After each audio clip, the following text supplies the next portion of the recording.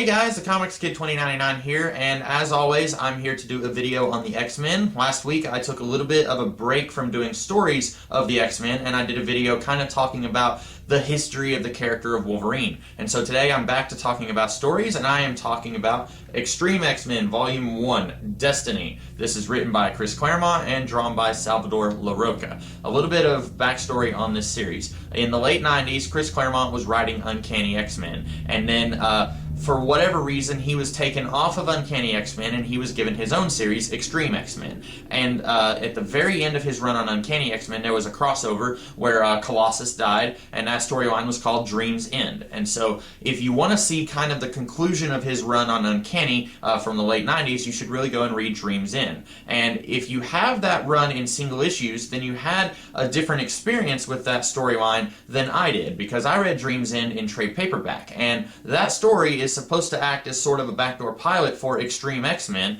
The problem is, there's this big scene where the characters who form the team of the X-treme X-Men book, they are kind of breaking off from the rest of the X-Men. But the problem is, the dialogue was all messed up in the printing of that trade. And I don't remember if it was a big two-page spread where there was no dialogue, or if they had repeated the dialogue from earlier in the book, so you didn't get to see the reasoning for the team splitting off from the rest of the book. But if you've read Dream's End and you're thinking, well, this doesn't make any sense, it is kind of recapped here in this X-treme X-Men book. And this particular book collects the first 9 issues of Chris Claremont's new X-Men book called X-treme X-Men. And so this is going on right around the same time as the beginning of Grant Morrison's new X-Men and Joe Casey's Uncanny X-Men. And this is basically dealing with a group of X-Men. They have this book. It is one of Destiny's diaries, and Destiny is one of the women who raised Rogue, and she had the mutant power to see into the future. And at some point in the late 90s, Chris Claremont revealed that she had written a number of diaries that told the future. And so now you've got all these organizations and groups trying to get all of the diaries so that they can manipulate the future to their own ends. And this particular group of X-Men, they want to have all of the diaries for themselves, and they don't even trust the other X-Men. And at several points in the book, several of these characters are saying, we can't even trust Charles Xavier with these books. He's a telepath, and if he had all these books, he might use his telepathy to manipulate other people so that he could control the future. And so these guys are basically trying to keep these books out of the wrong hands, and they believe that the wrong hands also includes Charles Xavier. Here is a really good reason why having a plot device that is a journal written by someone who can see the future is not a good idea. Chris Claremont at this point was not the sole guardian of the X-Men universe. In 1980, he was. He was basically the only guy kind of controlling what happened in the X-Men books. Now, 5 years later, 1985, he wasn't. By that point, there was other stuff going on in the X-Men universe that he no longer had control over. But let's say he had come up with this idea of the Diaries of Destiny back in 1982. This would have been a really interesting idea, because he could have seeded any number of subplots that he wanted to, and then paid off those subplots 4, 5, 6 years later, because we know that he was on the X-Men for 16 years. So he could have done something like this and really played with it for as long as he wanted to. And furthermore, he wouldn't have really had any other people in the X-Men franchise messing with his plans, since he was the major force behind the X-Men. Even when you had other people doing books like X-Factor, and then later New Mutants whenever he left that book, even when you had other people controlling those books, he was still the main force behind the X-Men. But in the year 2000, that's not nearly as much of the case. At this point, he is just one cog in a really big machine. You had Joe Casey and you had Grant Morrison. They were also doing X-Men stuff, and they were doing big, important parts of the X-Men world. And Chris Claremont was just another guy doing another X-Men book. And so it feels really awkward when you're reading X-treme X-Men some 15 years after the series started, because they're acting like these Diaries of Destiny are a huge, big, important thing that's going to help them predict the future for years and years to come. And the problem is, Chris Claremont had no idea what the future held for the X-Men, because he was not the only guy who had the future of the X-Men in his hands. He didn't know that around the year 2010, Jason Aaron was going to do X-Men Schism, and Wolverine and Cyclops were going to go their separate ways. He didn't know that in the year 2012, you were going to have a group of X-Men who are basically going to be considered outlaws because Cyclops murdered Professor Xavier. He didn't know that any of that stuff was coming, and so whenever you're seeing glimpses into the Diaries of Destiny in this book, all that it is actually showing you is the future as Chris Claremont planned it. So there's a lot of subtle hints, or not so subtle hints, of what's going to be going on in the second volume when an alien conqueror named Khan, yes, as in Wrath of, he comes to Earth and is trying to take over the planet. There's some hints that that's going to happen, and there's some other hints about stuff that happens to Gambit in the second volume of this series, but really, this whole idea of the Diaries of Destiny kind of predicting the future, it doesn't work nearly as well in the year 2000 when Chris Claremont was just 1/3 of the guys doing X-Men as it would have if he had done this way back when he was the main guy behind the X-Men books. This whole idea of this team doesn't trust any of the other X-Men, it's really awkward. At first, it plays it like these guys just don't trust Charles Xavier, even though he has been sort of a father figure to them for most of their lives, and they really never had any good reason to not trust Xavier. And then, halfway through the book, it's almost like Chris Claremont then found out that Grant Morrison was doing this thing with Cassandra Nova over in the new X-Men book, and then he tries to work that into the Destiny's Diaries thing, and he says, oh, okay, this is why the X-treme X-Men team doesn't trust Charles Xavier, because Cassandra Nova is using his body, and so they had to get away from the school because somehow Storm knew that that was going to happen. That's never explained how she knew, but at one point Rogue confronts Storm and says, hey, you knew that Charles Xavier was going to reveal to the world that he was a mutant, and Storm's like, yes, I knew, and it doesn't make any sense how she could possibly have known that, but apparently she did, even though Cassandra Nova wasn't even anywhere near the X-Men whenever Storm and her team left the X-Men. It's really weird how, at the same time, Chris Claremont is trying to do his own thing, kind of separate and away from the other X-Men books by having a group of X-Men be separate and have their own mission that's completely separate from the rest of the school, but at the same time, he's trying to tie in with stuff that's going on in Grant Morrison's new X-Men. And that's doubly weird because I have not heard Chris Claremont say nice things about Grant Morrison. I've heard that he really doesn't like Grant Morrison for basically coming in and doing his own thing on the X-Men right around the time when Chris Claremont was trying to do his own thing on the X-Men. And it seems very much that Chris Claremont was on Uncanny X-Men, the flagship title of the X-Men, and then he's moved over onto his own book where he can kind of do whatever he wants, and then Grant Morrison is allowed to come in on New X-Men, which is kind of made into the new flagship book, and then he's allowed to do whatever he wants. And it feels very much like Chris Claremont is trying to accommodate Grant Morrison's ideas and stories while also not really sure what Grant Morrison has up his sleeve, and that's very odd. For example, Beast is in the first half or the first third of this book, but the problem is Grant Morrison was using Beast in New X-Men, so it's almost like as soon as Chris Claremont had decided, okay, these are the characters who I want on my team, then he was told, oh, you know how you have Beast? You can't use him because Grant Morrison is using him. So he has to find a way to get Beast off of this book so that he can then show up in Grant Morrison's run. And in this story, spoilers, but Psylocke, who's right here, she dies in the first third of this book, and Beast takes it very hard. But then, if you go and read Grant Morrison's run, Beast doesn't act like anything tragic has happened. He's acting very jovial. And so, it's kind of weird how Chris Claremont is trying to accommodate Grant Morrison, but at the same time, he's also writing this stuff as if he doesn't really care what Grant Morrison does. For example, Grant Morrison had no idea that Chris Claremont was going to kill off Psylocke, and if he had, maybe he would have tried to have worked in some sort of line so that Beast could say, hey, Psylocke died not too long ago. It's this really weird situation, kind of like what I talked about when I reviewed the New 52 Superman books a while back, where whoever is working with Grant Morrison on a character or a franchise is basically out of luck, because on the one hand, Grant Morrison isn't told that these people are wanting to do these things, and on the other hand, his co-workers aren't told that Grant Morrison wants to do these things. Basically, Editorial isn't doing a really good job of coordinating all these storylines. Grant Morrison had no idea that Chris Claremont was going to be killing off Psylocke, and if he had, he probably would have made Beast be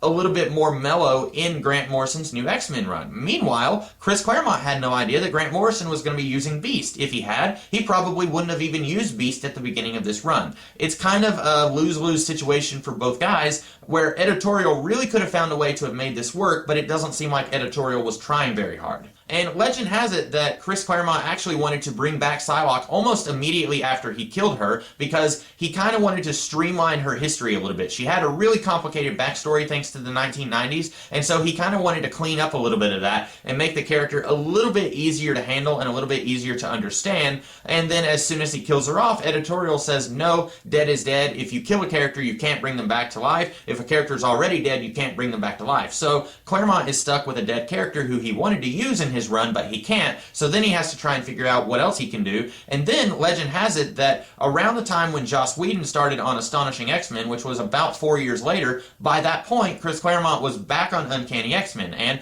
what is one of the very first things that Joss Whedon does on Astonishing X-Men? He brings back Colossus, who is dead at that point. And so as soon as that happens, Chris Claremont is like, oh, okay, so dead is no longer a thing. So what does Chris Claremont do as soon as Whedon brings back Colossus? He brings back Psylocke in Uncanny X-Men. So that's a neat little backstory, I guess you could say, for what's going on in Extreme X-Men. Allegedly, Claremont wanted to bring her back almost immediately. I'm kind of sort of interested to see what that would have looked like if he had brought her back earlier than what he did, but it all worked out in the end because Psylocke is around now. As far as I know, she's still around. And so that's another thread in this book. As far as the plot of this book, so far I've really only talked about kind of the premise, the reason for this series to exist, and I've talked about a lot of the back stuff going on with the writers and the editorial and stuff going on in the X-Men office. But the plot itself is kind of a mess. You've got this guy named Vargas, and he has one of Destiny's diaries, and he is trying to eliminate the X-Men, and he is basically sort of played as the next stage in evolution, kind of sort of like Cassandra Nova in Grant Morrison's New X-Men, where both characters are basically played as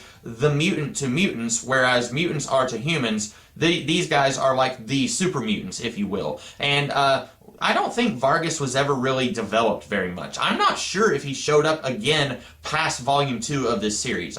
We'll be talking about Volume 2 in a couple weeks, where Vargas shows up again, but after that, I don't seem to recall him showing up much more in this series, and he was really being built up like he was going to be the big villain of this series, but like the Destiny's Diaries thing, that doesn't really go anywhere. And I should go ahead and mention now that the Destiny's Diaries thing was kind of played up as being the big reason why this team kind of splits off from the rest of the school, but then after a couple volumes, the Destiny's Diaries are basically ignored. And there's like 13 of these diaries floating around the Marvel Universe, and that's kind of ignored after a couple of volumes. And I'll get to that on down the road. I plan on talking about all of the Extreme X-Men series, so we'll get to kind of how flawed a lot of this series is and how this premise of the X-Men searching for the diaries doesn't really work, especially when Chris Claremont basically abandons that premise not too long after he introduces it in this book. And so Vargas has one of the diaries, and for some reason he's trying to hunt down the X-Men. We don't really know why, other than he is this super mutant who I guess looks down on mutants just like some mutants look down on humans. And he kills Psylocke, and then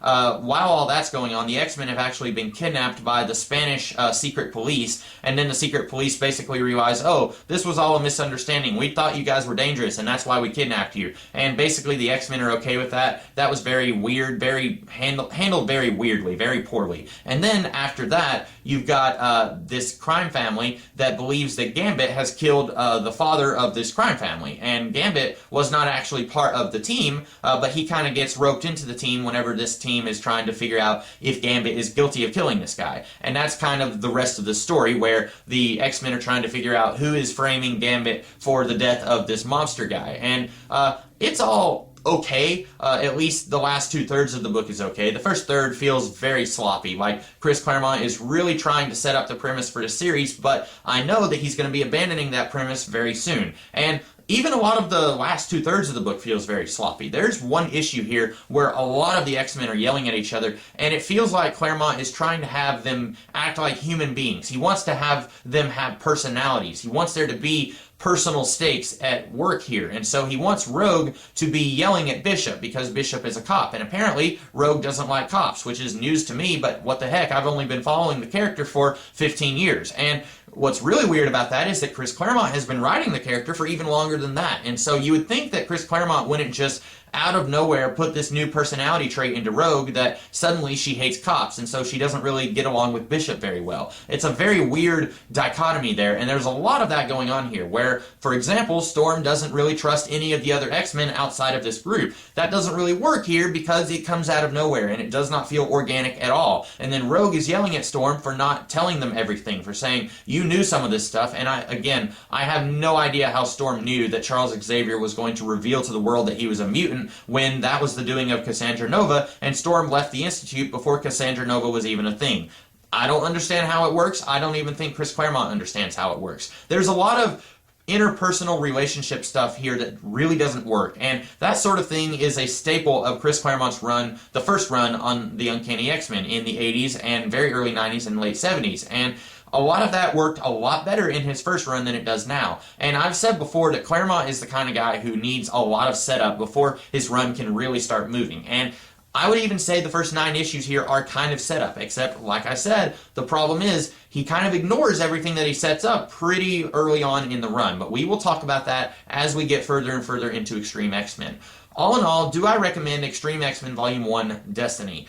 I'm on the fence about it. I just finished reading it before I started this video, and even now I'm really not sure if I would recommend it. If you are a huge diehard fan of Chris Claremont, you're probably going to want it just because it's written by Chris Claremont. But if you are a huge diehard fan of the stuff that he did from 75 to 91, you're probably not going to like this. You're probably going to come away very disappointed because this is not nearly as good as any of the stuff that he did in the 1980s. And part of that, I think, is just this idea of you can't go home again. If you made your name making the X-Men this huge sales juggernaut from 75 to 91, and then you leave the franchise for 10 years, and then you come back, it's going to be a different beast. It's going to be a different animal. And I think Chris Claremont knew that, but at the same time, what else is he going to do? He was basically the X-Men guy, and a lot of the stuff that he did in between 91 and this series, he's not really well known or well liked for. For example, Sovereign 7 is one of the worst comic book series that I've ever read in my life, and that was something that Chris Claremont did. And so,